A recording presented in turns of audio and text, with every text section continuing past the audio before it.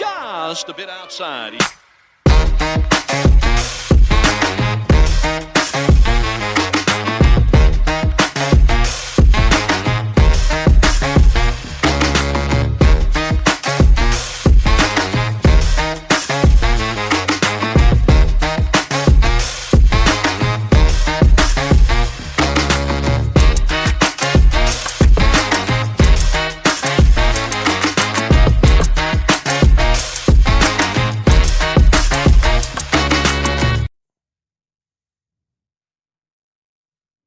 And welcome to another episode of Just a Bit Outside. I'm your host, Steve Ely, and along with me, as always, my co-host, Wes Cook. Bummed out. What you bummed out about, brother? Man, neither of our basketball teams started this week very well. No, they didn't. But at least your team has a winning record. You're 500. Still not good enough. I mean, I get you. But at the same time, we played a pretty tough schedule. Honestly, there's a lot of teams that have played tough schedules so far. I mean, Duke's schedule so far has been ridiculous. They played tough teams across the board. I mean, absolutely. Kentucky, Kansas, Auburn. Yeah, Kentucky has Gonzaga coming up this weekend. So, and that's on the road. So, you going to Spokane? Yeah. Ooh. That could be everything I've seen from Gonzaga so far has looked pretty good. They have. Pretty good. They beat Baylor by like 40. They beat Baylor by 40. Yeah, that's what I said. Or damn near close. It was like 38 or 39. It was ridiculous. I mean, we round up when it gets that high. Oh, yeah, absolutely. You do. But, man. It's by 40 for sure. That is just, whew. Yeah, so, but yeah, Kentucky lost to a team that finished in the Elite Eight last year, brought back all their starters from last year. Clemson's legit. Clemson's a top 5 ACC opponent. Bad year to pull them in the ACC, SEC Classic or tournament or whatever you want to call it. Not tournament, but the challenge. Challenge. Yeah, there you go. I like it that it's the ACC, SEC this year. No, I was over the Big Ten a little bit. It started last year, right? Yeah, but yeah, I was for the talent you have in both conferences. Let's put them up against each other. Well, the Big Ten is down basketball-wise as far as I'm concerned. I mean, you got Purdue. Kansas and the rest. Or Big Ten, sorry. Yeah. You got Purdue, Indiana. Indiana's up right now. Who else in that conference? Ohio State's okay. Okay. Wisconsin's okay. Mm-hmm. Oregon? Yeah, you forget Oregon's there now. Yeah. UCLA. Yeah, forget about these teams. USC's probably not much, but no, I don't think they're very good. But no, I mean, when you talk blue bloods and things like that, ACC has a couple, SEC has at least one. So, and I mean, not to mention that the current talent level, right? The current talent level, but amongst the conferences, they match each other very well, and the matchups that you could have between these two conferences are fantastic. So, I think this is the way to go. Yeah. Especially for you want viewership, you want people tuning in and things like that. Especially in the height of football season, as we have your Packers and Lions game on right now. It is ugly, bro. It's only 7-0, man. First offensive play was a sack. Look, dude. I'm going on record. You know where I've already put my money. I watched like 3 minutes of this game, and I don't like it already. I told you were at a disadvantage from the get-go, right? Yeah. I told you about what? Your top corner's out. Yeah. Top safety's out. You're missing Dobbs at wide receiver. Oh, and I didn't put Reed in on my fantasy team. So, you see they about got him again? Like this. That's pass interference. There it is. Yeah, Reed got pulled down before that. That's a good call. Yeah. Oh yeah. Speaking of, we've updated the podcast room a little bit. Yeah, we have. It's a new location. But also with some old digs. But we got the TV in the room now, so we can get sporting events going live instead of us watching them on our computers. Yeah. Yeah, it's nice. It is nice. Yeah, this is a good setup. It is nice. It's just sad it's this game is going to be the first one. Hopefully it brings you good luck, Steve. We'll see. We'll see. Honestly, all it does is favor my team if you win. So No. I would love for you to take a W right here. So that number 1 seed could be ours to be lost by us, of course. Yes. Well, the thing that gets me. And, we lose to like Carolina this weekend or something. Oh, God, that would be awful. It would be awful. I would say what I've seen from Carolina the last couple of weeks, they're new team, definitely playing a lot better. Dude, they're a new team. Bryce Young looks good. Yeah. Right? Yeah. I mean, not terrible. Not terrible. I mean, he's on the up. I'll say he's on the uptick. He's on the uptick. He's turned a new leaf here. It looks like, right? That at least this is the way I feel about it. Well, it sounds like he's been doing all the right things. Like as far as like he took the benching well, he kind of understood, hey, maybe I'm not quite ready for the system yet. I'm not, I'm not there. I'm not up to speed. But it sounds like he's turned into that. I'm going to be the first one there, the last one to leave. I'm studying film like crazy.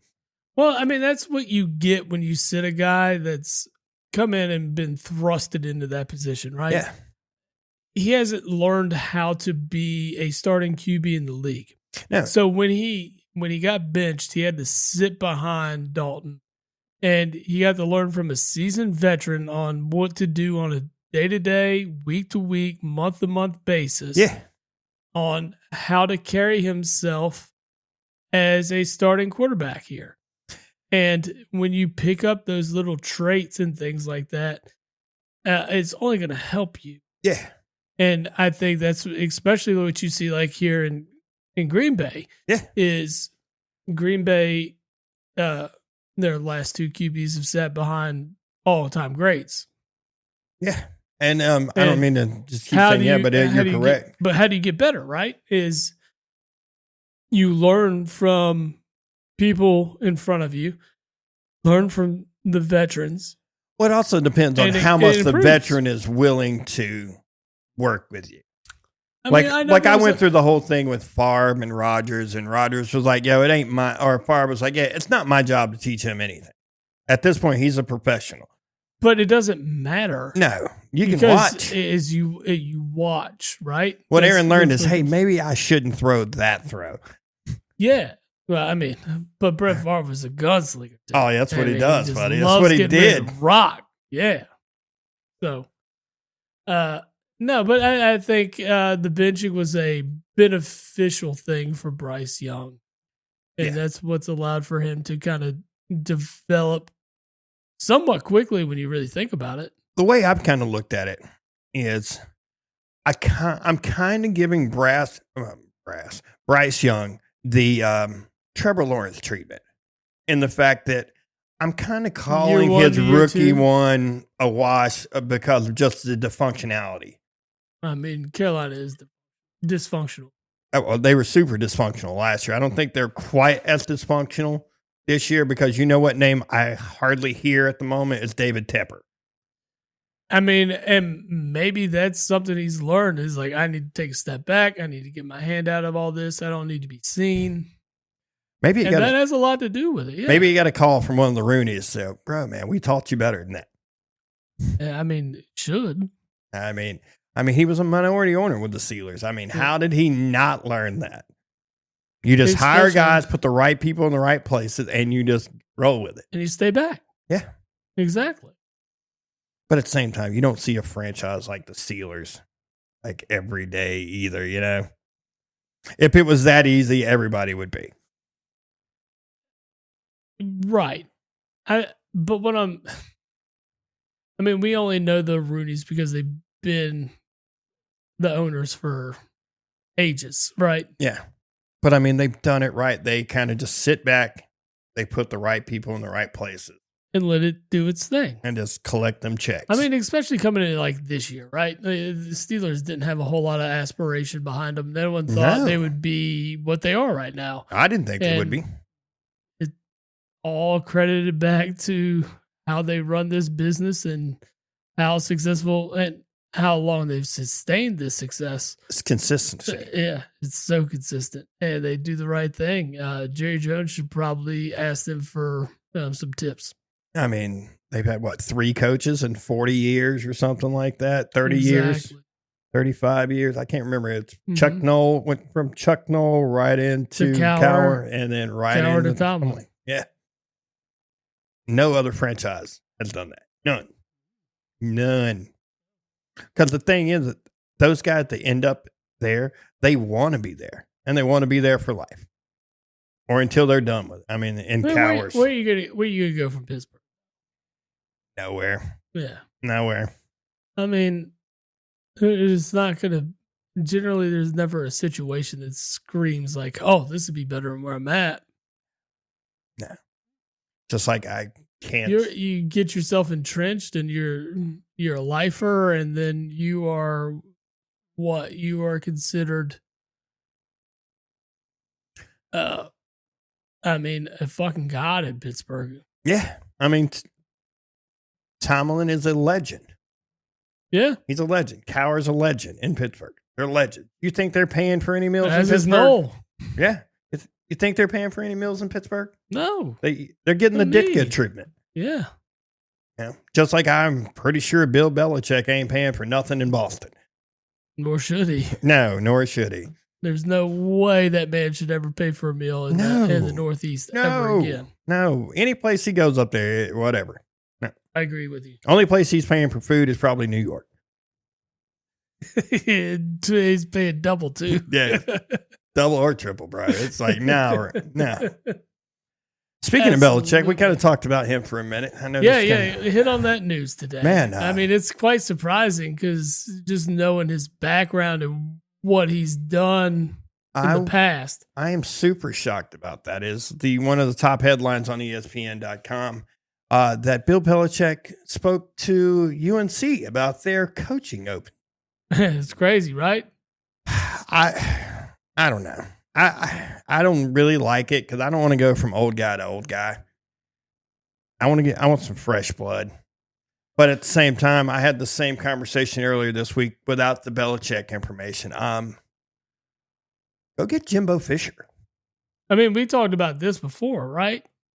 I feel like we brought him up last week. Maybe we didn't bring him up on the pod, but we talked about it. I think we have. And yeah, Jimbo's, I think that's a perfect situation for Jimbo Fisher. Like, why would it not be? You don't have the highest of expectations, as we've talked about. No. You know, as fans, a 10-win year is us being super ecstatic for the outcome of a year or a season. Yeah. We'll get more on 10 wins later. And we're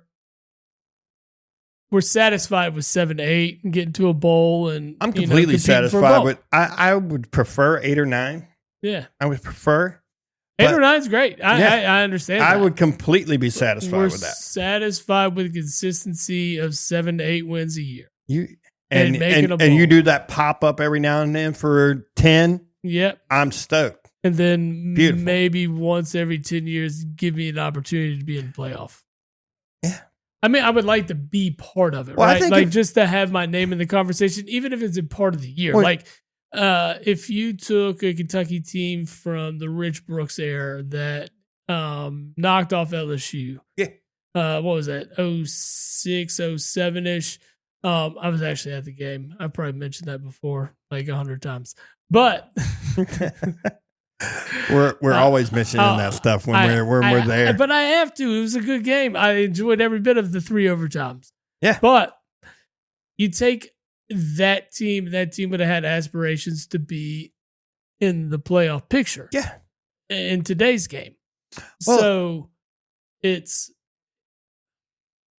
I want the opportunity to say my team is competing at the highest level for a year every now and then. Yeah, I'd be completely fine with that. Like that's what I'm saying. Like once in 10 years, it's like, okay, my team is competitive in college football. Now in college basketball, I got a different story. I need to be competitive every year. Every year. I feel the same way. Yeah, right. Like we talked about it before we went on tonight, that I'm just like, I'm not cool with 4-4. But at the same time, we played a tough schedule. You don't see our coach coming out saying, "Oh, we're never going to play another Maui Invitational again." Yeah, you don't get the Dan Hurley comment. No, the crybaby comment. But I mean they'll be fine. The way that tournament works, though, it is literally like a game every day. His confidence level is way too high. I get it. You won back-to-back national titles. That's impressive. And their tournament run last year was phenomenal. It's impressive in every aspect of it because it hasn't been done since Florida. And before that was what, Duke? So I don't know, man. I just like he's carried himself in this such a high regard because of the way this whole offseason went, right? You know, everybody that came after him, whether it was Kentucky with their opening position or the Lakers with their open coaching position, he just seems like he's untouchable at this time. So the comments and the way he carries himself right now are just a little absurd, if you ask me. You don't come in and talk about, I mean, one of the most prestigious preseason tournaments. Yeah, it's been one of the longest running ones that I can think of. I mean, the Maui Invitational has been just a staple in preseason basketball. It's just hard. It's hard for us East Coasters to watch, though. No, I mean, because you get those late ass games. Carolina had back-to-back games that tipped off at 11 and 11:30. Well, Hawaii's 6 hours behind the Eastern time zone. So. No, I get it. But I also don't agree with the fact that you take your marquee teams and put them in a time slot like that. I don't agree with that. If you want the viewership for a tournament like that over there, you need to make sure that those games are tipping off at a time that's reasonable for the fan base. Tipping off in the afternoon. Especially for Carolina. Like a fan base like Carolina's is ridiculously large. And you know how much of that fan base you're going to lose tipping off at 11:30 on a weeknight? Well, I know who you lost for sure is this guy. Exactly. But I'm just saying you're losing a lot of that. It's a ridiculous aspect to the tournament. And I just don't ever recall those games. I don't remember being on like that late. No, I don't ever remember the marquee teams. But I mean, at the same time, that's them tipping off at 5 Hawaii time. I mean, that's not terrible. They need to start them things at like noon. They need to, because then you get a 6 o'clock tip on the Eastern Coast. Yeah. So you just need to be better with your scheduling. Yeah. Anyway, I don't care if Pepperdine is playing at 8 o'clock. I'm not watching fucking Pepperdine. No, I'm not. I'm not watching Pepperdine. And who was it? Who used to play in that tournament? Is it Chaminade? Was it Chaminade? It's a Hawaiian in school. Yeah. They played every year. Yep. But yeah, I don't care about that game being played. That's the one you slate at 11:30. That's the one you come on. I mean, the kids are already used to the time zone. Might as well just let them play at that time. Well, I mean, that's like, again, 11:30 is 5:30 for them. Exactly. So, but that's what I'm saying is like that school's already used to the time zone. We know they're getting blown out. They have zero business being in the tournament for who it attracts. But I understand they are kind of a staple in that tournament in its own right at the same time. So do you remember a few years ago? I can't remember. It's probably more longer than a few years ago. Remember when they did that crazy 24 hours of college basketball tip? They've been doing that every year. I missed it somehow because there was I can straight up remember there was a game ESPN did straight up 24 hours of college basketball. They still do it. I got to hold on. Let me see if I can find it. Like it's one of these dates coming up soon too. Like playing all over the world, and it was just all kinds of games. Like I think they even had a couple teams playing Japan or something, and then they went. May have played in China. May have. But I mean, it's been a while. Maybe they haven't done it in a few years. Yeah. Like I'm not positive, but I could have sworn. You know what I'm talking about though, right? Hey, we're doing exactly what we said we were going to do, by the way. Exactly. I like It's it. complete randomness. I feel better that way. I feel free. I feel free. But no, maybe they haven't done it in a few years. they should do it again because that was awesome. That would work for me on like a Thursday all day. Yeah, long. they canceled it in the 2018 year. That sucks. I could have sworn it's still been going on. I can't remember if I remember it or not. Oh, well. Oh, well, we were just talking about Jimbo, and I'm sitting here scrolling down, and apparently, Neil Brown got fired at West Virginia. Right. And it sounds like Jimbo's candidate there. I mean, if I'm Jimbo Fisher, I think I'd take on the North Carolina challenge before I took on the West Virginia. I would agree with you. I like the opportunity the ACC presents because in an average year, you got 3 solid teams. Well, you're also looking. You got Miami, Florida State on a traditional level, and Clemson. Yeah. And then you've got teams that. Like this year, SMU and Miami are playing in the. No, it's SMU and Clemson. Clemson. Yeah, sorry, not Miami. Louisville wasn't terrible this year. Louisville turned the page this year. Yep. Yeah. Brom, I know you're not I know you hate Louisville with a passion. Oh, me? The Kentucky fan? No. But Brom has done a good job there. I mean, in year one, yeah, absolutely. They beat the brakes off Kentucky after Kentucky went in like the last 5 or 6 straight by an average of almost 25 points. I mean, that's a huge turnaround. It's just, man, you just got to find the right spot for guys. They're there. You have to find it. You have to rebuild. I think he'll continue to do a good job. I mean, he did so well at Purdue. It makes sense.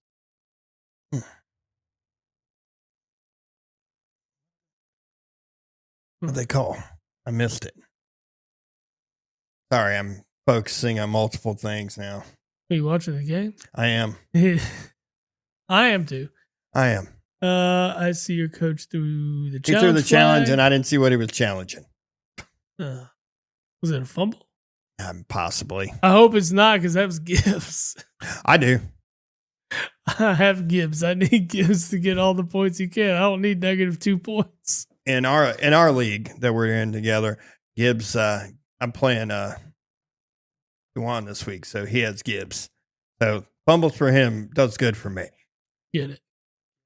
But the Detroit defense is scoring me points right now for a show. Yeah, what they have? Well, they got a sack already. They'll probably end up with at least a pick. Possibly. No points at the moment, so that's, 6 or 7? 10? Yep. 10 points off the break. Every time you start a game with the defense, it's 10 points with 0. But anyway, what else you want to talk about, Brian?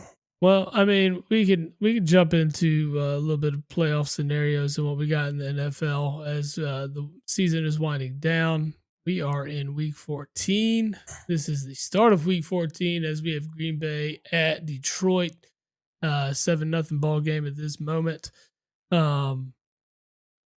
Detroit has 1st and 10 on their own 20. It's an odd slate of games this weekend, to be honest.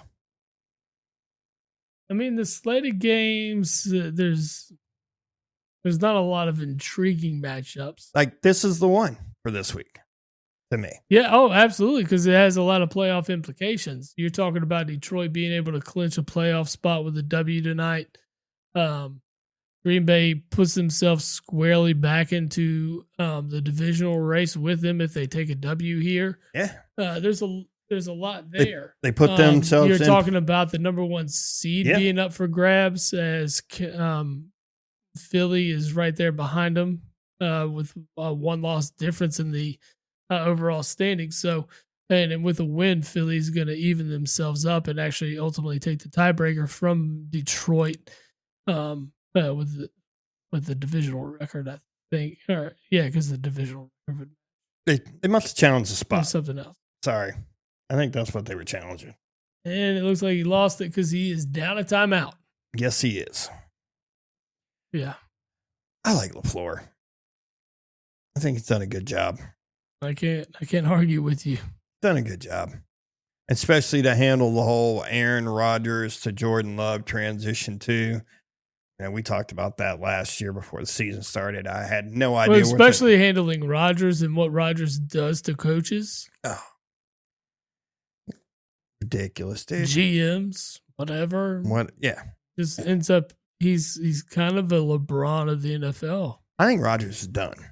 I think so too. I think he's done. And at this point, honestly, I think Kirk Cousins is done.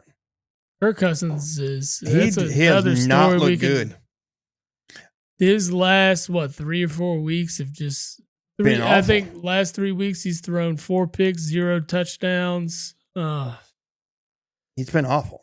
And this podcast is a huge advocate of Kirk Cousins. Yeah. We love some Kirko chains, and Kirko is not Kirko anymore. No. At least, I mean, he can turn it around. He has a matchup this week that'll allow for the turnaround. We'll see. I know who ain't starting on my fantasy team this week. You're not starting him off. No. I mean, the Vikings, they're a very good team, obviously, at 10-2. But for the reason people don't talk about the Vikings so much is, I mean, of course, Sam Darnold being their quarterback. But you look at a lot of their games, and they're close. They're winning the close ones. And when it comes to playoff time, stringing close games against good opponents is a very difficult thing to do. Now, granted, you can do it during the regular season against some of these bad teams and play to a lower level of them and things like that. But when you play the upper echelon teams, especially if you got to go on the road on any of those, winning those games in the playoffs is a lot more difficult than it is in the regular season. Absolutely. But playing close games like that during the regular season helps you get situational football that comes into place. Yeah, absolutely. I agree with you 100%. Now, does it help? It does, but it's also detrimental to the football team when you cannot build a lead and figure out how to maintain it. You go all the way back to even the Detroit loss. I mean, that's a 2-point loss. They lose by 10 at the Rams. They win by touchdown and over the Colts. Honestly, I don't know how the Jacksonville game was even that. I mean, a 12-point performance out of your offense. No, it was awful. I didn't see that coming at all that week. Nah, defensive battle there is quite strange. Yeah. But the Bears put up 27 on them. Mm-hmm. Cardinals put up 22. Yep. I mean, this division at the moment, it's crazy how wide open it is in the top 3. Yeah. I mean, one game separates you from each spot in the standing. I'm sitting here looking at only one game can if Green Bay pulls off a win tonight. You want to hear what's crazy? I'm looking at Minnesota's schedule. Minnesota wraps up the season home against Green Bay at Detroit. That's how they finish. That is not. Ooh. I mean, it's nothing to scoff at going to Seattle either. No, I mean, that's a battle. At Seattle, at home against the Pack, at Detroit. At Detroit. I mean, here's the thing. If Minnesota can run that gauntlet, which means they beat the Falcons this week, beat the Bears the following week, beat Seattle, beat the Pack, they get to Detroit, that makes it a meaningful game for Detroit. Yeah, if everybody keeps winning. Because what you're looking at then is a potential number 1 seed matchup, a divisional championship. First round bye. Yeah, there's a lot that and not by, but a home field advantage. Well, that makes it would make week 18 so important for Detroit that goes 16-1 the distance, right? Because if they went, let's say they go 16-1 and this Minnesota team's 15-2 at that point, how important this week 18 game that you would never imagine would mean anything if you have one loss on the year. Well, you look at, and it's all for the division at that point. Yeah. The crazy part is you look at Detroit's schedule. Detroit has Green Bay tonight, Buffalo next week. Ooh. They go to the Bears the week after. The game after that, I don't think it's going to be as crazy. It's at San Fran, who isn't what they were. No. And then you've got home against Minnesota to wrap it up. Like they got a rough schedule coming up as well. Yeah. Yes, they do. Ooh. And then the Packers have at Lions, at Seahawks, home against Saints, at Vikings, home against the Bears to wrap up. They actually have the easiest schedule. Yeah. Of the three. Of the three. Even though Chicago did look a little better last week. But they can suck it for all I care. We've owned them for years, so. My lock of the week was looking so good last week. You remember what game I said was the lock of the week? It was the Jacksonville. Yeah, Houston to Jacksonville. And I think it was a 3.5 point spread. I think Houston ended up winning by 3. It was 16-0 at one point. Had the I was like, good pick, Wes. You do what you're talking about. And then Houston's defense. I saw the end of that game. I was like, because I bet on it. So I was like, that's my lock of the week. I'm betting it. I think I bet it too. And I'm like, that was the one leg of a 4-leg parlay I put together for the 1 o'clock games. I'm like, what the fuck? Way to blow it. First leg. Oh. Way to blow it. Man, I tell you.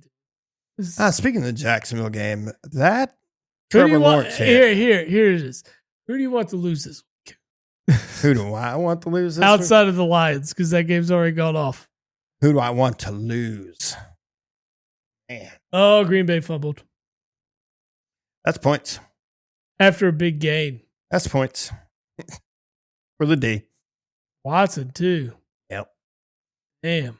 Let's see. Who do I really want to lose this week? I want Kansas City to lose every week.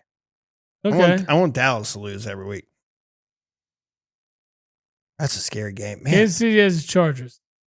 That could Lock of the week is Kansas City -4. Let's go. Kansas City -4. Lock of the week. Lock it in. No, man. Which means you know what to do. Yep. You bet the Chargers. +4. He lost that ball before he was down, too. Oh, damn. Why do you have the ball so high? Watch this thing again. So, good pass. You see the pressure they're getting on him, though. They're getting pressure. But, man, he went to the air and held the ball up here with him instead of like this. I just don't get it. Porta. Yeah. I don't like that. Yeah, he's going to get points. Honestly, man, the lock of the week for me this week. I'm just telling you, like, that's just more of a joke of a lock of the week. Oh, I know. I actually like Philly -13.5 against Carolina. I don't. Playing at home? I don't like it. Carolina's been competitive with everybody they played the last 3 weeks. Yeah, but Carolina hasn't played anybody that's got a defense like Philadelphia. The defense will be beneficial if they can put pressure on Bryce Young. Ooh. And make him make mistakes. They're going to make him uncomfortable. He's going to be uncomfortable. If he's uncomfortable, that's when Bryce is at his worst, obviously. You could see us, if we get plenty of offensive possessions, and the thing is you get Saquon Barkley to run against this defense. And that's what I'm saying. Like, I liked that game. I liked the minus 13. It wouldn't surprise me if, honestly, it wouldn't surprise me if Carolina didn't score at all. It's a huge battle to score. We give up big plays too often. Adam Thielen for anytime touchdown. Yeah, I bet that one. Maybe. That or Chuba Hubbard. Old Chuba? Yeah. Old Chuba? Actually, I'd probably say come in on the ground anyway. Yeah, I'd say Hubbard anytime touchdown is my lock of the week. Like a real lock of the week. I like Minnesota minus 5.5. Saquon's also an anytime touchdown scorer in this game for sure. Saquon 100+ yards might be a lock. Yeah, this might have a lot of same game parlays happening for me. It could be. I could see. I like an AJ Brown touchdown. He's in a little of a spell. I like a Jalen Hurts rushing touchdown. No way. Yeah, there's plenty of opportunity. A Devontae Smith touchdown. I like a lot of opportunity. Smith playing this week? Yeah, he is playing. Okay. He's back to. He was really close to playing last week. That's what makes me worried. They're coming in full strength. Not exactly. Blankenship's probably out still with the concussion he suffered last week. Slate should be. Your young guys have played very well. Oh yeah. Oh no, man. I would like to say we hit the jackpot when it comes to fucking drafting the first round. I would say the two corners. God knows, Kenyon Mitchell is a fucking monster. He is. I will say the Cooper DeJean hit on Derrick Henry. It's a nice hit. It's a nice hit. I think it's overinflated. It's not a big hit. He had to adjust. He had to get the ball. He had to adjust and turn up field. He's turning like this, and Cooper hits him pretty much as he goes to turn. He didn't catch full speed Derrick Henry. But here's the thing. It's not that. It's the fact that Derrick Henry is almost twice that guy's size, and he plants him. I mean, a by the book tackle by a you rookie. Could do that in that situation because you're kidding a guy that doesn't see you coming. I think he knew he was there. He might have knew he was there, but he's turned like this as soon as he turns, Cooper's grabbing I'm not saying like it's a big hit or anything. I'm just saying. Yeah, but I've seen stuff on the internet all week where they're like, "Oh, it's all." I'm like, no, it wasn't all that. He lifted him off the ground. You could pick Derrick Henry up. No, I can't. He weighs 250 pounds. You can't pick up 250 pounds? Not when he can go dead weight and just muscle me. No, hell no, I ain't picking up Derrick Henry. You fucking crazy? Dude, I weigh 230. You think you can pick up Derrick Henry? I absolutely think I can pick up Derrick Henry. Derrick Henry with a football in his hands trying to go against you. In that position, yes. Nah. No. I don't think it's as hard as you're I'm so close to calling Bob right now so he could just put you on your bullshit right now. Man, I'm telling you. It's not. It was a nice hit, but it was way overinflated on the internet. All right, let's see if Bob answers. We're going to call him. I'm telling you, in that scenario, that particular play, he ain't answering. He ain't going to answer.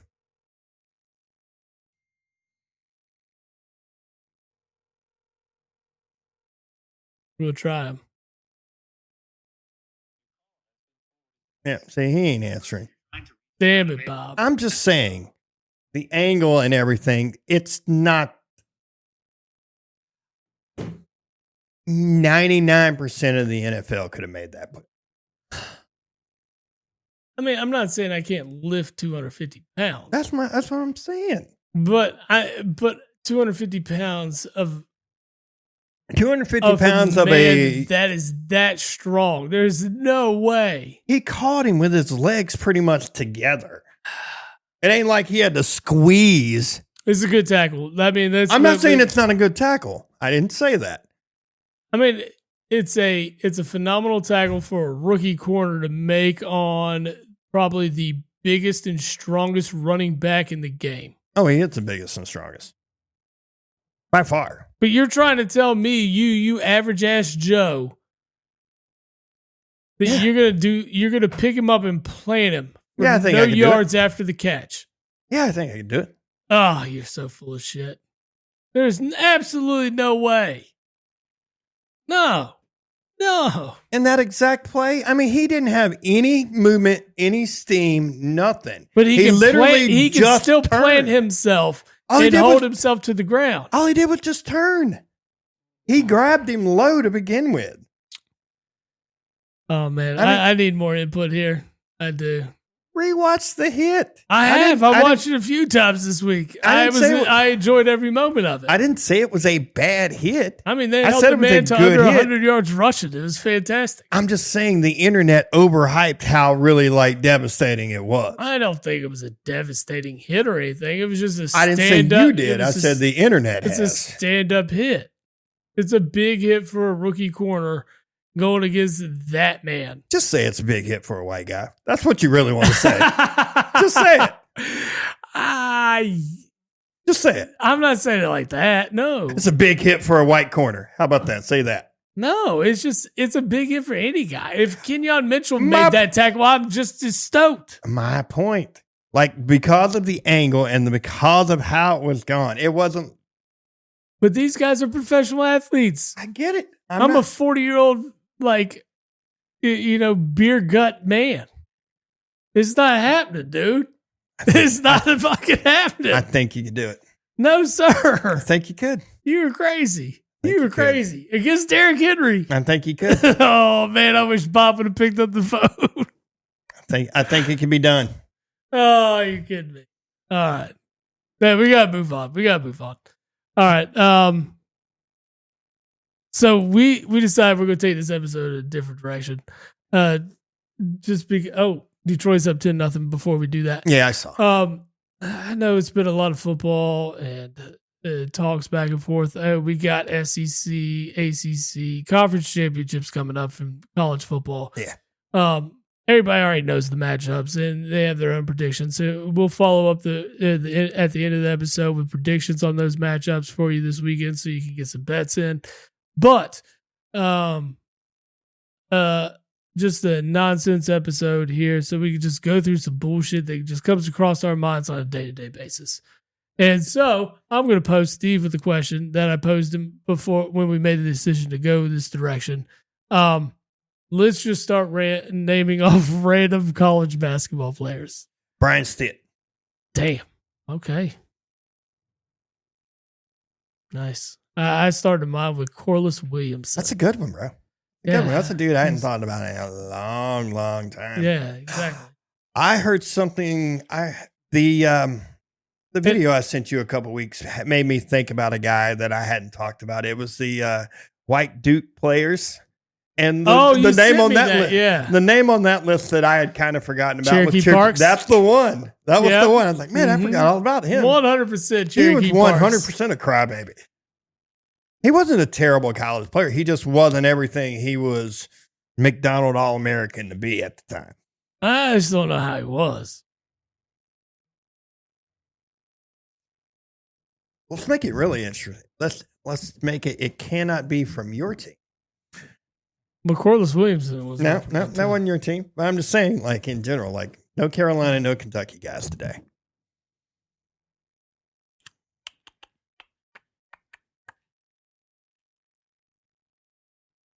Just thinking I have a bunch of good ones on my head, but I'm just thinking of guys that were just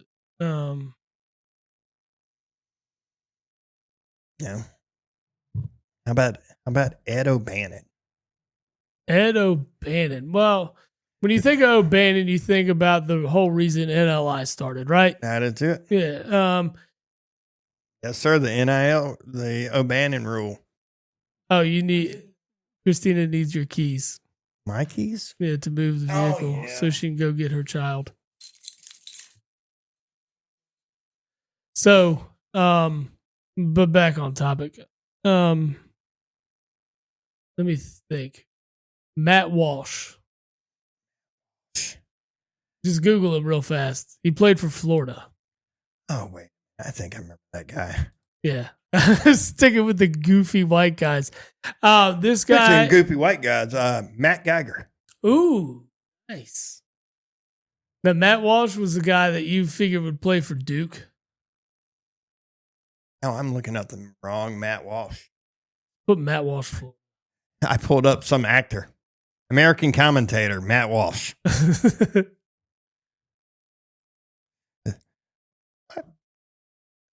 see. Let me type in Florida. Maybe that'll get me there. Apparently, he played a stint in the NBA. There it is. Matt Walsh. I got it. Oh, that dude. Yeah. I remember that guy. Yeah. He was part of the back-to-back team, right? No. Or was that before? No. Was he before that? No, he's 42 now. He's older than me. He wasn't on that team. No, you're right. You're right. You're right. I'm just trying to go off my head.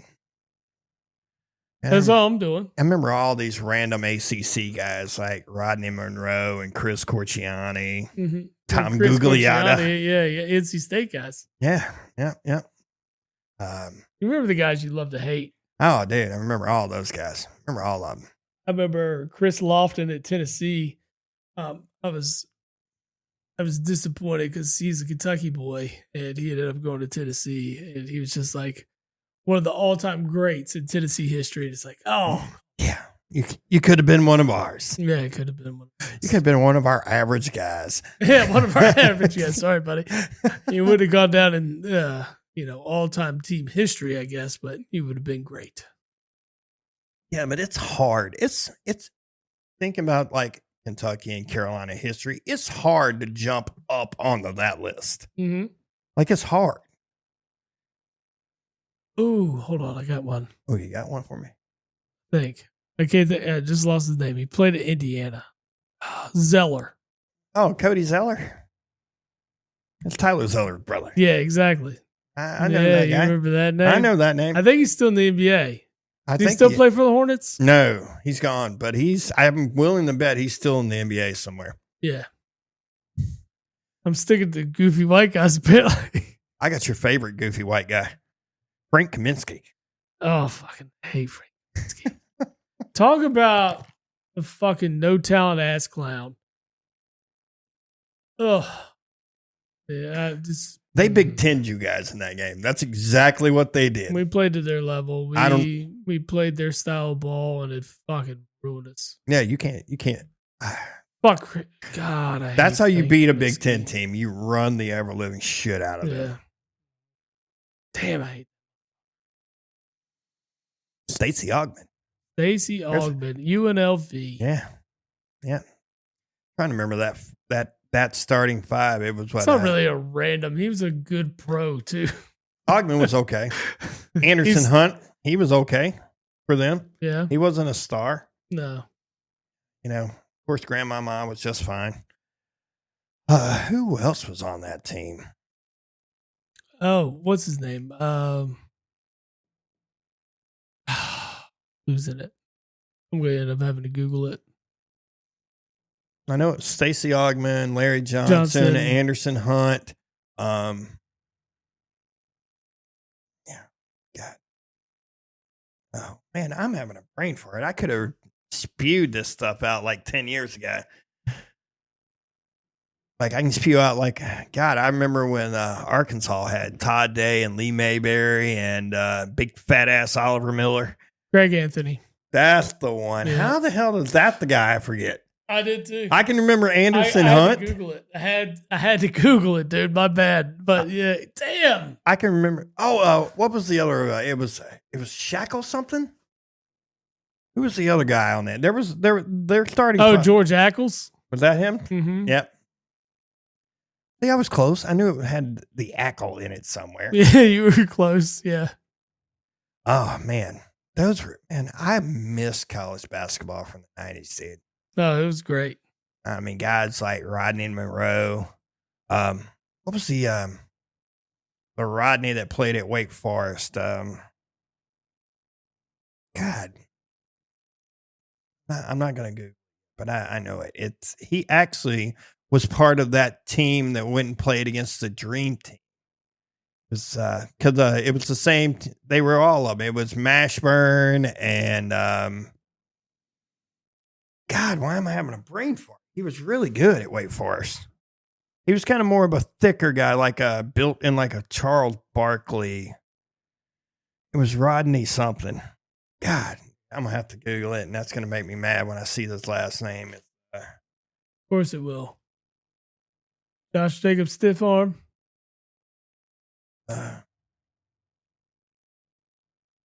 Ooh, Green Bay driving. Green Bay driving. I see it. Oh, man.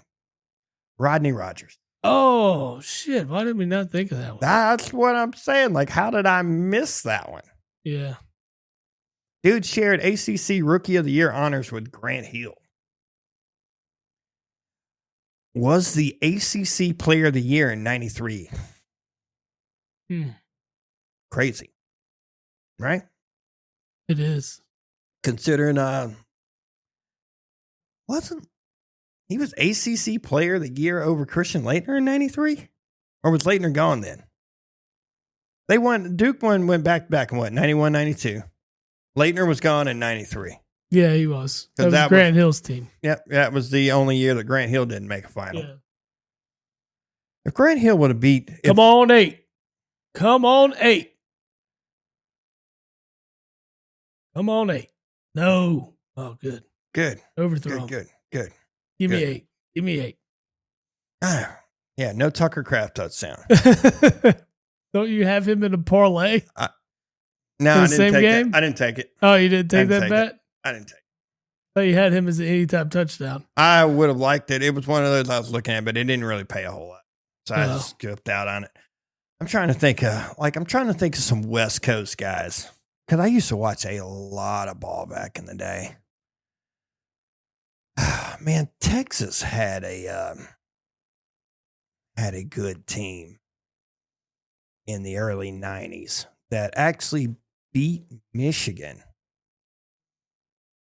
Pass interference all day. That's not a pick. Yeah, I saw it. Dude, he was holding him up against the end of the end zone there. Yeah, whatever, dude. Take your penalty. Remember Kevin Pittsnoggle? I do remember Pittsnoggle. That was the dude from West Virginia. Yeah. Goofy. He looked like he was from West Virginia, too. That dude was a baller for Huggy. Yeah. He was. He was balling. I think he was, second team All-American or first? Like, he was good. Oh, I'll tell you a white kid I did not. Played for Ole Miss. He was a little white trash ghetto kid. Marshall Henderson. I think I remember that guy. He could shoot lights out. I just remember a moment where they beat Kentucky one time, and he took his shirt off and jumped on the podium or whatever the announcer's table or whatever. Yeah. And just fucking Petey Pablo in his fucking jersey around his head and everything. I was like, I hate this motherfucker for life. Think about that. At that time, that was probably, I would take, there you go. Jacobs with the touchdown. Hey, that's what I like to see. Give me the points. Oh, just got the notification. Yep, you did. Yes, you did. There we go. And there goes my points going down. Well, that's all right. It's for the benefit of your team. I know. You lose in fantasy over your real team losing. Period. No, I understand that, but I'm trying to stay out of a Hooters uniform is what I'm trying to stay out of. Yeah, I know. I understand. That's all I care about. I feel like my team's strong enough that I will not finish dead last this year, so I'm okay. Well, my team has been playing, but they've been better. Yeah. But I would prefer to win this week and no. Plus, if I win this week, I'm in the playoffs, so. Yeah. Hashim Thabit. Oh, UConn. That guy that freaking fizzled. What was he, 7'4"? Yeah, he's huge. Yeah. Well, I think they played for a national title team too, didn't he? I think so. Yeah. Was he part of the Kemba Walker teams?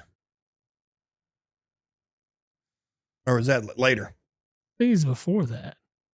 Right? Sure. I don't remember. Yeah, I just remember the name. Yeah. Give me some Couple more randos and we'll move on to Who else? What we got? I'm trying to think of category. some super randos. God, Was the kid you were thinking about play with Durant? No, this from Texas. No, this was in the early 90s. Okay. They beat Michigan during that. I was still in high school when they beat them, so it was between 91 and 93, but it wasn't the Fab 4 team because they went to back-to-back finals. Mm-hmm. But God, dude, I won so much money in high school off that game. I was getting I had people giving me Texas and 10 or 15 points, and then Texas beat them. What's that? I'm Googling it now. But remember Gary McNamara? The name sounds. That's Syracuse. Yeah. Mm-hmm. Yeah. That's the dude that scored freaking. How many 3-pointers did he hit in that double overtime game? He was fucking killing it. Yeah. Lighting it up. It was because he played with Anthony, right? Or was that after that too? I think he might have been. That might have been early in his career. Yeah, I think they might have played together. Oh, did you see where Carmelo Anthony's son signed to play at Syracuse? Shocker. Just like Jerome Bettis' son signed to play at Notre Dame. Yeah. Ooh. No way. Did see that coming. Dude, Jerome Bettis' son is huge. He is. And he's a wide receiver. Yeah. He towers over his dad. And he looks like his shoulders are wider. And I'm like, how in the hell does that happen?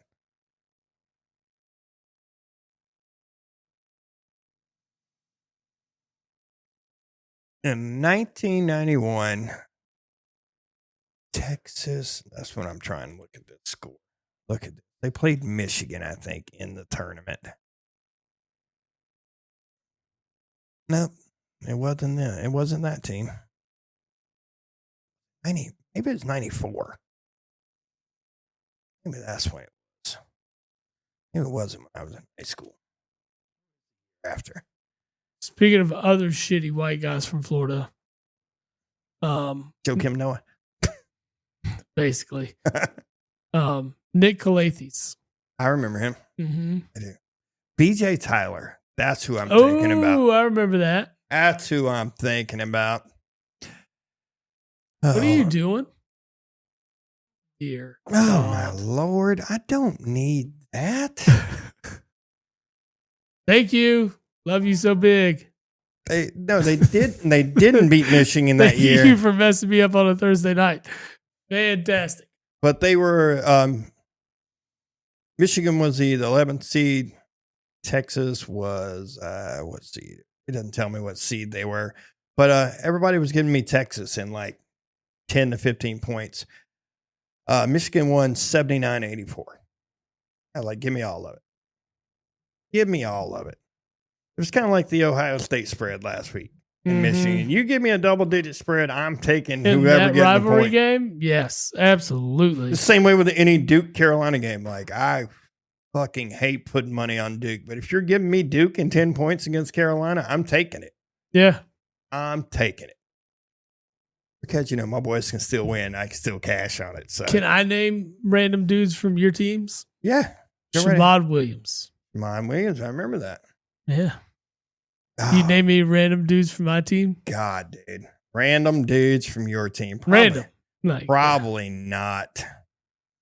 Probably not, because I was super big. Growing up, I was super big ACC. Well, yeah, of course. Super big Big East. Mm-hmm. So we're talking what was his name? Was it Sherman Williams that played at Syracuse back in the day? Him and I think he played with Derek Coleman. Here, sir. Oh no, this is such a bad idea. This is fucking stupid. I'm gonna have to sit here and drink water for the rest of the night so I can go home. No shit. Oh, I tell you, hot Fireball's the worst. Put that in the freezer. I remember the first time I ever drank Jack Daniels. Not really a sports related story, but I was. Hey, man, we're on the random episode, so go ahead and get it. I went out. At the time, I was a very young man. I was, I believe, 20 at the time. Yeah. And I was going out to a club with a chick that was 29. More power to you, sir. It was fun. But anyway, she bought the booze, or she had to. Well, yeah. I mean, you're a little bit under the age limit, sir. Yeah. Well, we're sitting in. Well, it's like a kind of a group of us. We all work together, but like we're sitting there in our car. Look at that, served it up. God, I mean, you got to be appreciative. No, I'm very fantastic shit right there. That is. But I'm literally sitting and we're sitting in our car. She's like, "Hey, you want some of this?" And I'm like, "Yeah, I tried to be a man. I fucking just turned up the pint and fucking just guzzled like 2 big gulps. It's dumb. And I was good. And then all of a sudden it hit my stomach and knocked all the breath out of me. And she's like, "You okay?" And I'm like, "Yeah, I'm fine. I'm good. Let's go." Oh, dude, I don't know why that came up, why I thought about it, but it's the hot fireball stuff. I think that's what it was. I had to do it. Speaking of drinking stories, I remember the first time I had bourbon. Life-changing, wasn't it? It was delicious. Honestly, it was, but it was in comparison too. So, I have 2 older brothers. They're 6 and 8 years old, respectively. So they both lived together when they were in school. I was about 14 years old at the time, and me and my little brother would stay with them at their house a night or two every time we went up there just to hang out. Well, they decided they were going to have a party one night. Me and Ryan was about 12 at the time. We're all hanging out. We're just talking to all these college girls. You're down. We don't even know. We're just like, what's going on? This is crazy. We're like sitting playing Mario Kart. And then like the college girls are probably all like, I'm not going to say all over you in that sense, but like, oh, look at these little guys. Yeah, look at these little guys. Yeah. He's like, "Oh, you just started high school?" But we're playing, like, me and Ryan are like playing Mario Kart, and he's like, just being super awkward young kids. Like, why are these young kids here? And it's not like you think of a college party of like 60, 80, 100 people at a house. It was like 20 people tops. It was just a little gathering. It was almost like a pregame before everybody went out. Yep. My brothers, of course, weren't going out, so they stayed in. Just had some close friends come over. And my oldest brother, Stacy, decides that he's like, "You're about 14, right? Yeah, I started drinking then. Here, have a sip of this." And he hands me his beer. Well, his beer's a fucking Guinness. Oh. And I take a sip of it, and I'm like, "Oh my God, this is awful. Like, you want to drink this? Like this is not Kool-Aid. This isn't a Pepsi. Like, what am I drinking right now?" Oh, this is Tony Delk. There you go. Good call. It just popped in my brain. I was like, "Wait." Tony Delk had a 50-point game in the NBA one time. Yeah. He did. Sorry, I didn't mean to interrupt your story. No, you're good. It just popped in my brain. I was like, "Oh." Absolutely. So, I just handed him back his beer. I was like, "Oh God, no, I don't want to drink beer. Is this beer? I don't want it. No, absolutely not." Obviously, that changed. That changed quickly. By this time in my life, yes, of course. I love a fucking Guinness now. However, at 14 and your first taste of alcohol is a Guinness, or at least the one that you remember, is not good. That's got to be an awful first beer. So Carrie witnesses this thing happening, who is my other older brother. He's 6 years older. He doesn't drink any beers that aren't like sour or fruited or whatever.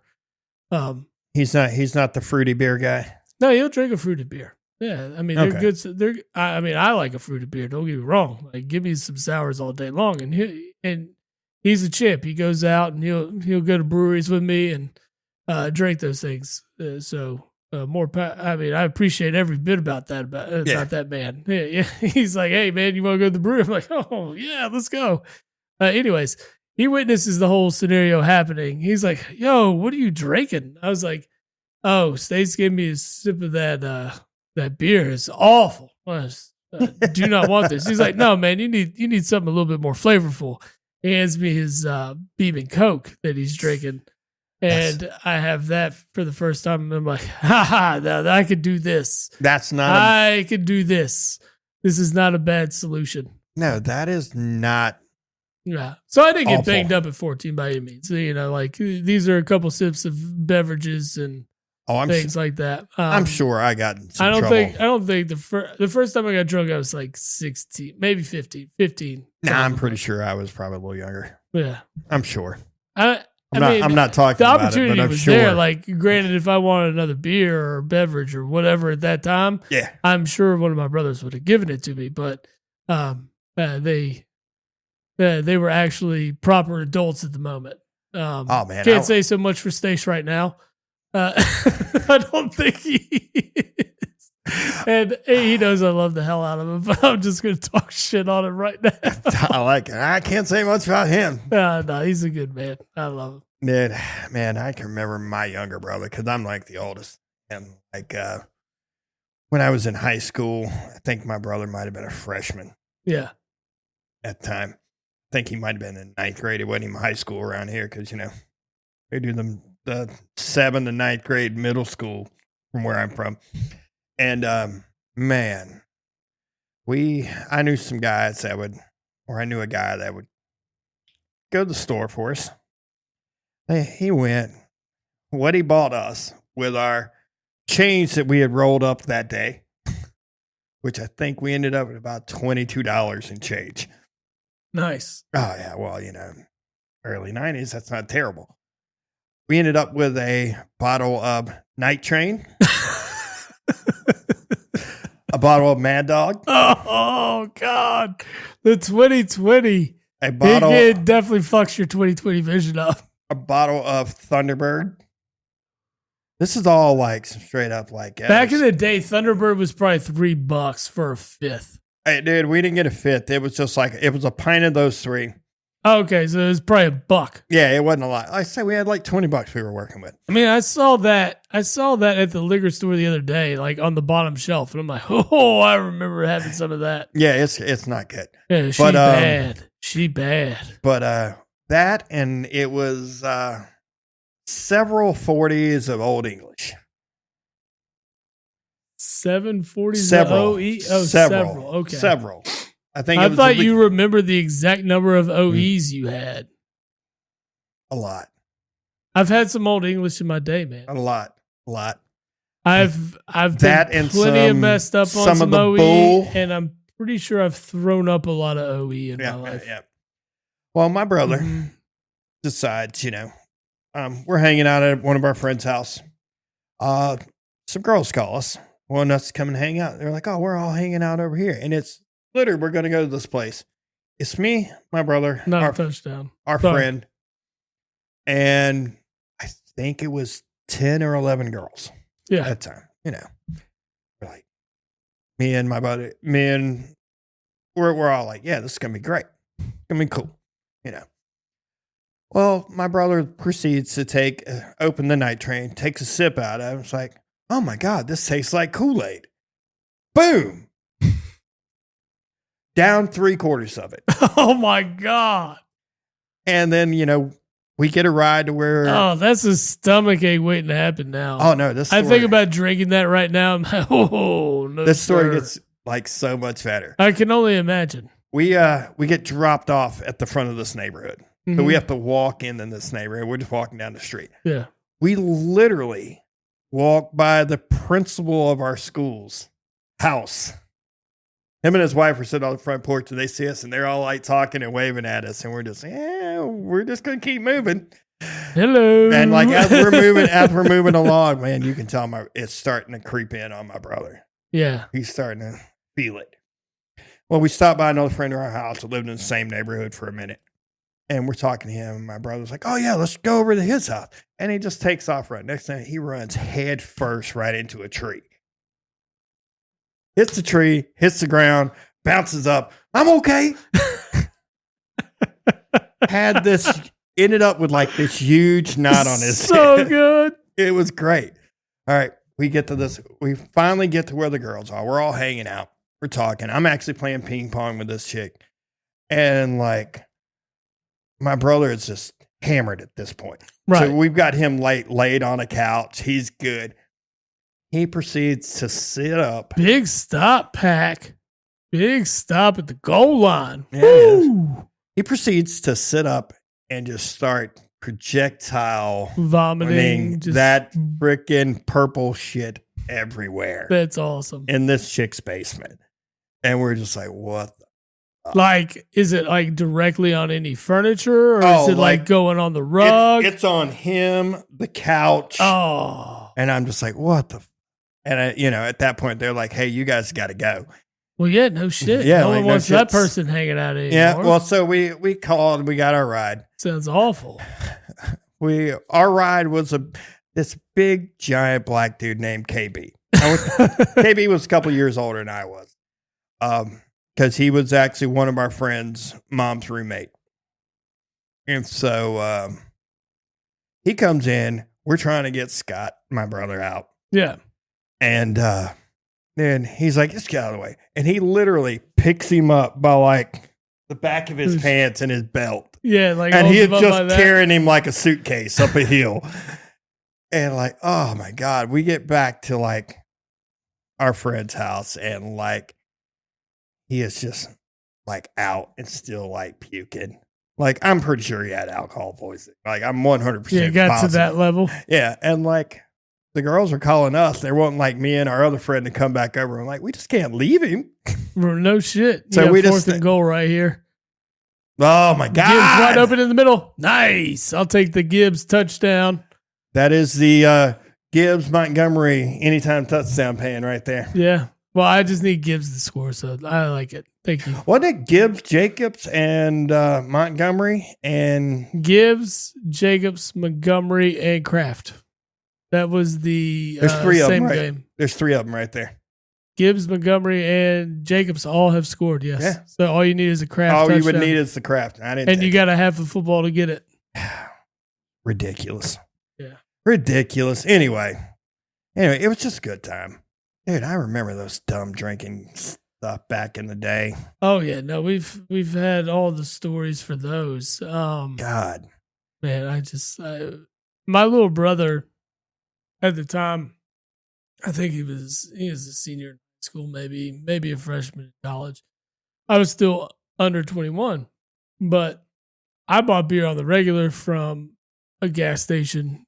There's always a store somewhere. Yeah, there's always a store. So there's this. Well, it's funny. It's just like I would go in here. There's this one guy that was behind the counter all the time. Never carded me. Didn't give a shit.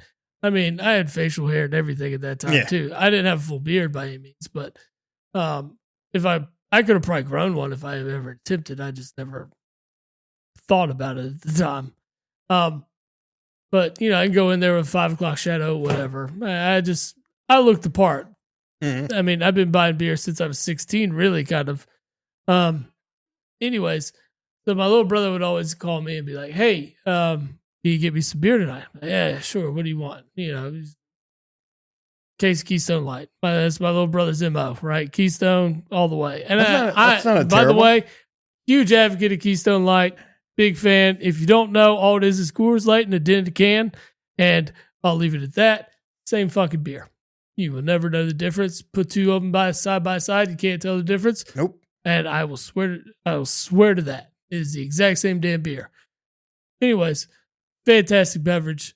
But more back to the story is Ryan would call me all the time and to go get a beer. Well, this one instance, I'm hammered. And my girlfriend at the time's like, "Well, I'll drive you up there and he can come meet us." I was like, "Okay, cool." So I walk in there. I'm drunk as shit. I'm like, I can't even remember what I was doing. I was hammered. And I was like, I just walk up to the counter. Like, yeah, I just need to get this, man. He's like, how you doing? He remembers me by face. We don't know, each other by name. And he's just talking to me. He's like, "Hey, you listen to rap music?" I'm like, "Yeah, man, I fuck around with that. I don't listen to rap music." Why? He's like, He pulls out like this fucking thing of CDs. He's like, I got a mixtape, man. You want to buy it? It's $10. I'm like, man, this guy's been selling me beer for so long and I'm underage. You felt obligated to buy the mixtape. I was like, yeah, man, I got you. Throw $10. So I end up buying this guy's mixtape and like we pop it in the car on the way back. How awful was it? It was pretty bad, but it's still a source of entertainment between me and my brother today because we still talk about how fucking bad it is. That's awesome. But so when I give my brother this, I'm like, I got you a mixtape too. Just sit it back with a case of beer. Oh, Lord. No, that is awful. That is awful. I was like, I listened to like 2 songs or 3 songs of it. Like, you can listen to a couple songs of it too. And my brother's like, man, this thing is awesome. I was like, it's okay. That's great. He never made it, obviously. I'm sure. J30, if you don't know who he is. J30 is that guy. I'll never forget the name just because he's still a source of entertainment for me. That's beautiful. Being right to this day. Man. Yeah. Man, I'm just sitting here scrolling and looking at stuff. The Mavericks beat the Wizards tonight, 137-101.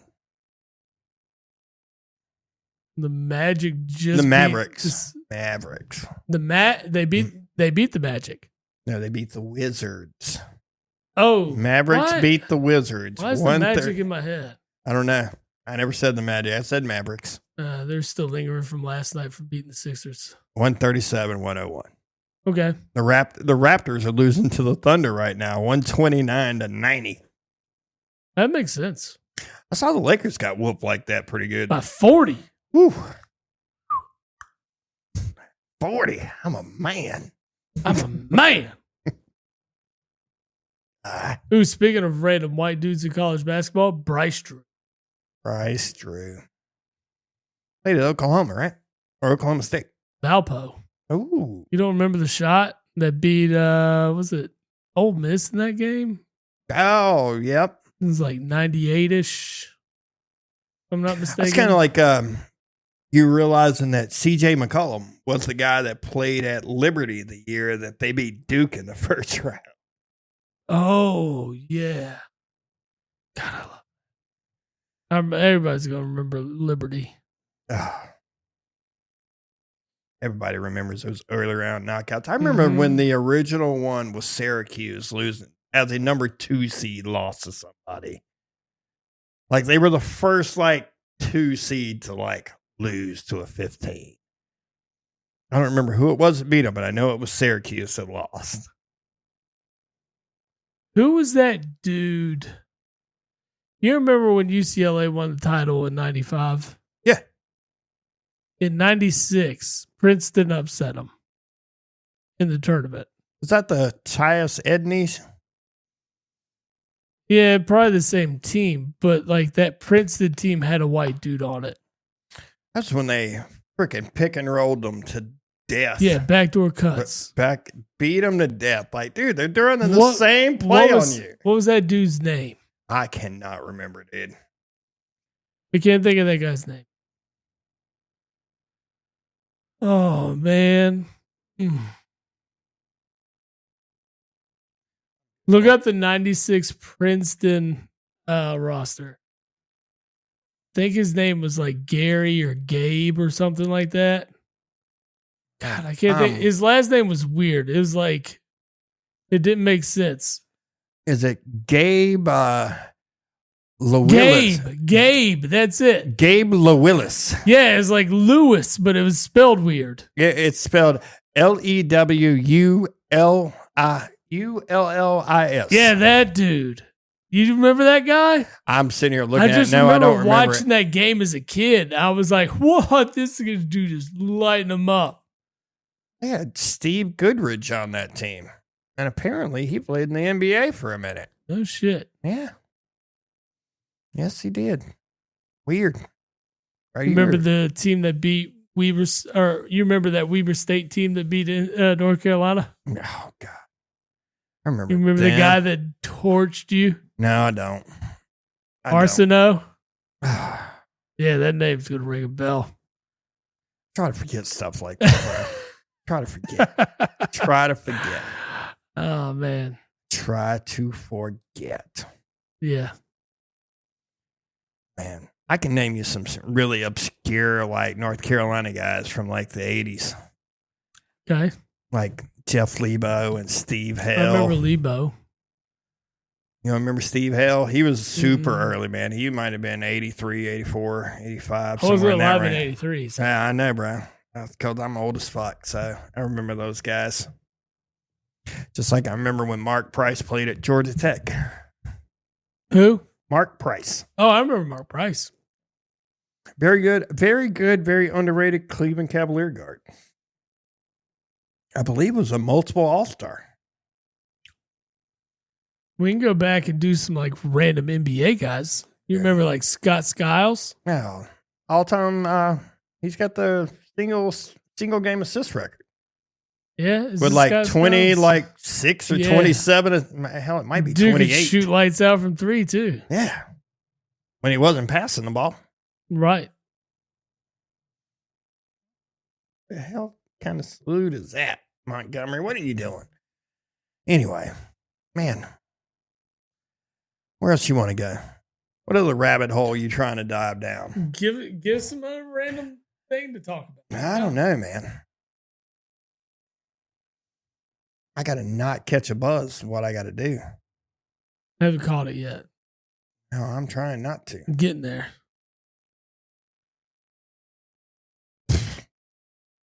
Somebody just sent me a meme that said, being single is boring, dating is stressful, hoeing is risky. What should I do?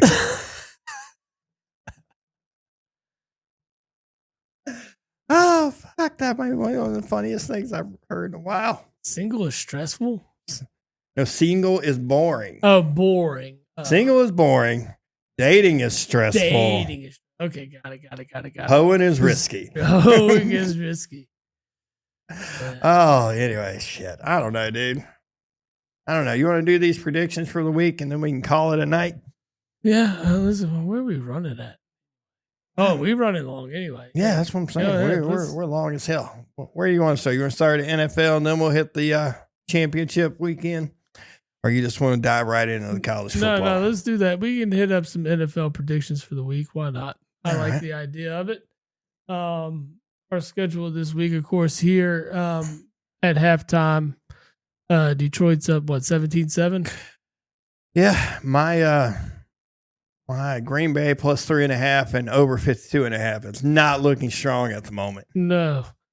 I think Green Bay has the offense to get themselves back into this thing. Did they really give him that statue? That is awesome. I do like it. Actually, it looks like him too. But it's those jacked up teeth on it. It's way better than the Dwayne Wade statue. Oh my God, that's awful. That is bad. Awful. Yeah, it looks like the Ronaldo statue they made too. Ooh. Yeah, they're both awful. But yeah. I don't know who's doing these sculptors, but they are not good. No, they can do way better. That's not it. They went for the budget one from wish.com or something. Yeah. All right. Let's see. Starting of the lineup at 1:00, Jacksonville at Tennessee. Fucking barn burner we got here. Tennessee's a 3.5-point favorite. Over under is 40.5. What you got? I am taking Tennessee minus the 3.5. You and me too. You and me both. We can get tickets for $7 for that game. $7 whole is sitting in the nosebleeds. I like it. In Nashville, though. Hey, Nashville's That's a fun. good At time. least you're going to have a good time. That's a good time. You That's got what I'm a saying. good time happening. You go to Nissan Stadium, across the bridge, and boom, right there on Broadway. Right. You can get tickets to see the Giants New Orleans for $15 at MetLife. But you're in Jersey, so you know. Yeah, it sucks. Yeah, ain't shit there. Anyways, the Jets are at Miami. Miami's a 5.5-point favorite. Over under is 44.5. Miami, I like I like Miami. Miami. I like Miami's offense. They're clicking. Tua Very much. looks good. Yes, he does. And the Jets are just in a downward spiral. They're for the awful year. right now. They're Yeah. done. I'd sit everybody and call it a day. See how good of a pick we can get because you're trash. Atlanta, Minnesota, as we mentioned earlier in the episode, Kirko is not Kirko right now. Nope. Minnesota is a 5.5 point favorite, and I kind of like it. I kind of like Minnesota 5.5. Yeah, at home. Yep. Yeah, that's a good one. New Orleans at New York Giants. New Orleans is a 4-point favorite on the road here. I like it. I think I like it too. I like it a lot. Derek Carr has an opportunity to have a hell of a game here. Really kind of turn things around and really put themselves in this divisional race to the end of the year. Kind of get back to that beginning of the season form, those first 2 weeks. Yeah. They're getting healthier by the week, which also helps. New Orleans 4-point favorite. I like it. I think we're liking the favorites all the way around right now. Yeah. You really like the favorite in Philadelphia. I do. At home against Carolina. 13.5 is a huge spread. I don't like betting on my team. I'm just going to leave it be. Give me the money line on the Birds. I know the money line on that's going to be like fucking minus 700, but whatever. I'm going to put it together. I'm going to put mine together right now. I'm just going to do it. Why not? Go ahead. While we're talking about it. Yeah, over-under is 45.5 in the Carolina-Philly game. I'd say I might even stick the under on that. The only way that gets over is Philly wins the turnover battle and capitalizes on the turnovers. Okay. Next game, Cleveland at Pittsburgh. Pittsburgh's a 6.5 point favorite. I'm going to like Cleveland. You give me 6.5 points for Cleveland, and Jameis Winston has been balling. Hey, he'll turn the ball over, but guess what? We talked about it earlier. He forgets about it. He doesn't give a shit. He don't give a He ain't gonna shit, he's sir. going to come out and throw another You like 70-yard Cleveland bomb. plus 6.5? Yeah, give me Cleveland 6.5. Ooh. I'm a fan. I think they keep it competitive. I mean, they kept up with Denver. Denver has one of the best defenses in the league. I'm going to roll with it, buddy. I'm with you. I mean, they just beat Pittsburgh 2 weeks ago. Exactly. Give me plus 6.5 for Cleveland. I like it. Vegas at Tampa Bay. Tampa Bay is a 6.5 point favorite. Vegas has been stronger, but not to the point to where they're winning ball games. I like Tampa. I'll take them minus 6.5. I like Tampa minus 6.5 at home. Seattle at Arizona. Arizona's a 2.5 point favorite. Give me Seattle on this one. Seattle just beat them in a low scoring affair just a few weeks ago. In Seattle, though. I'm going to take Arizona minus 2.5 on that. Minus 2.5. So you say Arizona's going to win this one. Yep. All right. That's the first one we differ on. Buffalo at the Chargers. Buffalo's only a 3.5 point favorite on the Rams. Sorry, I see Los Angeles. Sorry. I like it. I'm taking Buffalo. Buffalo minus 3.5. Give me Buffalo all day on that one. Actually, that's my lock of the week. Outside of probably a Chuba Hubbard touchdown. Yeah. I'll get out of here. Jalen Hurts touchdown. Yeah, well, that's a lock every week right there. Yeah, if you ain't betting that every week, I don't know what you're doing. Chicago at San Francisco. San Francisco's a 3.5 point favorite at home. This one's iffy. I think I like this one, but the thing is, they ain't got no running backs in San Francisco right now. No, they do not. Yeah. Chicago's up and down. Like, Chicago can surprise you some weeks, and there's other weeks they just can't put it all together. Give me Chicago doing something crazy here. Chicago plus 3.5? Yeah, give me Chicago plus 3.5 here. Ah, man, I don't like the points on either side here. I don't either. I'm going to take San Fran money line. San Fran money line, I like that. That's San Fran. That's solid. That's a good pick. Hey, you go money line. Yeah, I'm just betting spread straight down the way. Yep. Chargers at Kansas City. Kansas City's a 4-point favorite. Give me the Chargers on this one. Chargers playing good football. Defense is phenomenal. I like it. I know Kansas City's in Arrowhead, but this one's going to be close all the way. And your Monday night matchup is Cincinnati at Dallas. Battle of the two awful defenses. I'm going to go with the better offense. Cincinnati is a 5-point favorite. I think Cincinnati covers, and they get back in the winning column. I'm going to roll it, buddy. I like it. I agree with you. I am right there with you. Yeah. That is a pretty gnarly parlay I just threw out there. Put $5 on it. $10 is good. If I hit is 18 grand. Hey, man. It's got to hit one time. It's got to hit one time. What's the worst that happen? I lose $10. Ooh.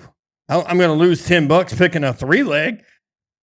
Yeah, I mean, I get it. Yeah, you're going to lose it by one leg. If you lose that one by one leg, though. I have lost a big one by one leg. Yeah. I lost, and here's the ticket, and I remember the game. I remember the score. I remember everything. It was, I don't remember the year. I did a 10-leg parlay. Okay. I missed cashing out by 1 point. Michigan, Ohio State. Ohio State was, it was Michigan +3. Score of the game was 13-9. I would have cashed out, I think it was 15 grand. That was the only game I missed. Damn. I was pissed. Oh, it's awful. No, what makes it awful is like I did a combination college and pro. So I had to watch the rest of the weekend of every game, like tink, tink, tink. And they all tink, hit. Yeah, I'm just like, what the? Damn. I was mad. Yeah, that's brutal right there. That's the closest I've came to doing anything crazy. I hadn't done anything nuts like the video I sent you the other day where the guy, $1.10 cashed out like 400 grand or something stupid. And then it hit on top of the cash out. Yes. Ridiculous. But I mean, I hear you. You got $1 in and it pays out at 400 grand. Like, yeah, I'm cashing it, bro. Yeah, might as well cash it. I'm cashing it. Give me the opportunity. I'm taking it. All right, let's see. Into college football, of course, we have conference championships in the Sun Belt. Western Kentucky at Jacksonville State. Jacksonville State's not in the Sun Belt, are they? Yeah. They are? They're Division I now? Yeah. Man, brain fart. Jacksonville State is a 5-point favorite playing in Jacksonville, Alabama. I have no predictions because I've not seen either one of these play, but I'm from Kentucky, so Western Kentucky it is. I'm going to take Western Kentucky plus the 4.5. I'm going to parlay this one too. I'm going to do it all. All right. I got them +5 on ESPN Bet right now. UNLV at Boise State. Boise State's only a 4-point favorite. I'm slamming Boise State. They're going to run all over UNLV. Yeah, I'm riding the Genty train. Yeah, Genty train, baby. Let's go. Choo-choo. Yep. Tulane at Army. Tulane is a 5-point favorite on the road against a ranked Army team. I'm taking Army and the points. I like it. Yeah. I like it too, Absolutely. That's the Friday slate of games. Yep. Jump into Saturday. We get into the Big 12. You got Iowa State at Arizona State. This one's being played in Arlington. Arizona State is a 2-point favorite. I like Arizona State here. I am going to take Iowa State. Iowa State it is, huh? Iowa State did something this year. They are leaving a team behind. Iowa State won 10 games, if I'm remembering correctly, if I'm seeing correctly. That's correct. There's only one team in college football that hasn't won 10 games. One. Would you like to know what that one team is? There's one team that's never won 10 games. One team. You should know this team very well.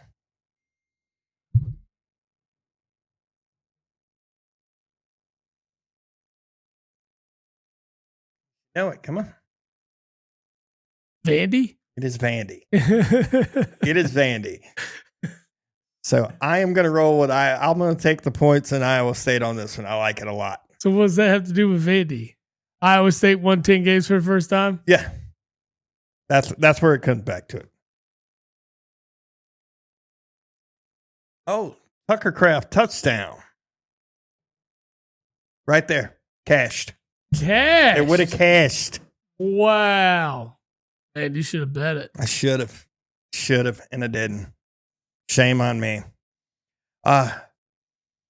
Let's see. Let's go with some of these smaller games. I've got Ohio and Miami of Ohio. Yep. Got Miami and Ohio favored by 1.5. I'm going to take them just because I know absolutely donkey about them. Yeah, you did mention this game earlier, though. It's being played at Ford Field. Yes, I don't know why. Nobody's coming in that game. $5 for a ticket right now. Nobody's coming. $5. If I lived in Detroit, I might pay $5 and go to the game. Might. I would. Why not? That's cheap. I bet concessions are cheaper too. I bet you that's just an entertaining football game to go watch for $5. dimes on the dollar. Yeah. All right. Of course, one of the two big, you could say three big games this week. I'd say two big games. How is this weekend. the noon game? This should be the. It's a 4:00 game. What, Georgia? Yeah, Is Georgia. Okay, yeah, Georgia at Texas at 4:00. They're playing it in Atlanta. So this is a home game for Georgia, even though they're considered the road team. I don't know how they're like the underdog. I'm Georgia in the 2.5. Georgia's already beat Texas once. Give me Georgia in the points. Yeah, Georgia in the points. Minus Georgia plus 2.5. I might take Georgia money line just to up the odds a little bit for me. Pay out bigger. Why not take Georgia in the over? 49.5. I like it. I like it a little bit. I do. I'm gonna throw. Yeah. Let's say I like Georgia money line here. Go ahead and increase your payout. Marshall at Louisiana. Louisiana is a 6-point favorite. Over under in this game is 57.5. Ooh. I gotta imagine this was going to be a shootout. So I'm going to take the over of 57.5 on this one. I like the idea of just a big scoring game. Are you taking Louisiana? I'm just going over. I don't know the difference. Yeah, I'll take Louisiana. I mean, I don't know. I haven't watched Marshall or Louisiana all year. I'm gonna take them minus the 5.5. Screw it.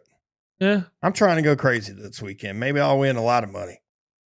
Maybe I'll win a lot of money, and this time next week we'll be smoking an ostrich leg.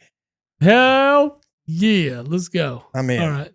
Other big game this weekend: Penn State at Oregon for the Big Ten. Oregon is a 3.5-point favorite. Love them. Gotta tell you, I love that line. Love them. I think Oregon's gonna.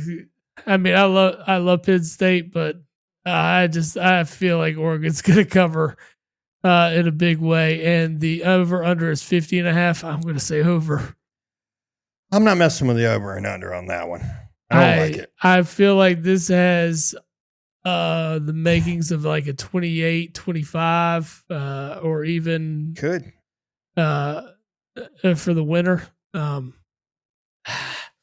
Yeah, that's probably why it makes it. This could be a 35-24 game, and you're clearing the 50.5. Right? Yeah. Maybe. I'll go with it. Oregon scores. I'm a roll. Oregon's all about offense, baby. That's what I'm thinking. And then the last of the evening games is Clemson at SMU for the ACC. Of course, this one's played at Bank of America in Charlotte. SMU's a 2-point favorite. Clemson kind of spiraled towards the end of the year. Give me SMU. I am going to take Clemson in this one. And the reason being is I could see some shenanigans going down where the ACC is like, hey, Clemson's going to win this game so we can get two teams in the playoff. Because I think if FSMU loses, I think they can still get in. Well, Miami effed himself. Yeah. You had a shot at 3 teams getting in here. Yeah. Clemson's spiral really screwed that up. I am going to take the over in that game, though. I think it's going to be scoring. Yeah, 55.5 is a lot. The over's all right. I'm going to take SMU. They've been solid all year. Granted, they haven't played the toughest of schedules. This might be one of the best tests they've had all year. Give me SMU. I just want to see something happen. All right. Those aren't terrible picks. And we tend to agree with most of them. Yeah, There's a few that were off. Yeah. By the way, on the 12 leg I just put together for that, it's out almost $21,000. Nice. Wasted $20 or potential what was it? Almost $40,000 in payouts. Let's see what happens. I don't think we've been right across the board yet, so good luck with that. Yeah. It's fun. This is why you gamble. It makes it entertaining. Every game has meaning. If I should happen to hit both are 12-leg parlays, it would be right at almost $40,000. I hear you. We'll definitely be smoking an Oscar leg. That shit goes down, sir. You'll be doing more of that. Dude, I could cash out on my bet right now for the Knights game. Right now, I could cash out and win money. Yeah? Yeah. What, on the Green Bay Lions game? Mm-hmm. I took Green Bay plus 3.5 and over 52.5. Well, it's 17-14 right now, so it has the pace. I could cash out for $17.45 on a $10 bet. Nah, you're not betting over that. Your cash out gets the double, that's when you cash out. Yeah, I know. I'll still keep an eye on it. But where you're at right now, I think you're comfortable because there's still 12 minutes to go in the third quarter. Yes, sir. All right. Yes, sir. All right, man. Well, until next week, we will sign off for an entire week because my ass is going to Mexico on Monday. Yeah, I know. That's going to be a fun trip. Yeah, Merry Christmas to me and Christina. That's going to be fun. Yeah. Instead of exchanging gifts with each other, we decided we would just take a vacation together. I like it. That's not a bad idea. Yeah, I think I know this thing's going to go well. Probably go ahead and do that every year. I'd much rather just do this. That sounds pretty awesome, to be honest. I don't need a surprise under the tree. This is way better than anything that's going to be under the tree. Let's do this every year. Ain't nobody laying $1 million under the tree, so you good. Yeah, exactly. Now, Good. if you're going to do that, I'll exchange this gift for the $1 billion. Yeah, absolutely. Mexican diarrhea or $1 million. Well, I ain't drinking the water, bro. That's it, buddy. I ain't drinking the water. No, There you go, Josh Jacobs again. And a lead for the pack. I'm in. There we go. And the Eagles #1 seed on the line. I love it. That just rolls us up to 38 points.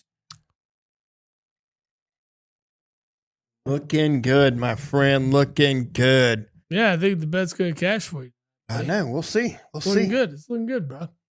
But who after the Mexican trip? So after the Mexican trip, we'll come at you next weekend. I'll be back next weekend. Hopefully we can get together and get you another episode in before all your Sunday bets. So you can make sure you can lose money with us. Sir. All right, man. Well, until next week, we'll holler at y'all. Later. Post-game show is brought to you by Christ, I can't find it. The hell with it.